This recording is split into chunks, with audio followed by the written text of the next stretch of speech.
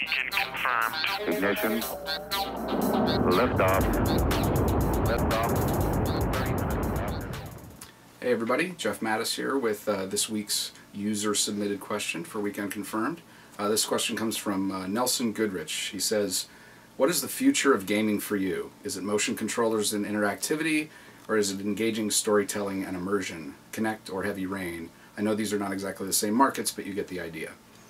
Well, future of gaming is a pretty broad topic.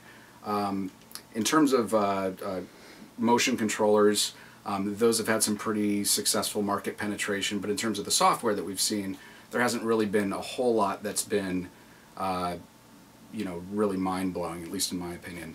A lot of potential there, and that's sort of the same thing with 3D. There have been some really good new offerings, that work in 3D and look really great. But the problem is that the technology is still pretty expensive in terms of getting set up to run that at home, and you're probably not going to see a whole lot of, there's going to be a fairly slow adoption rate, and hopefully 3D will stay around and the tech will get cheaper and cheaper instead of just fizzling out because no one can afford the really expensive stuff. Personally, I'm also excited about, hardware improvements and, basically enabling developers to really enhance AI, run more complex routines and scripting, really making characters feel like they're more alive and real in games.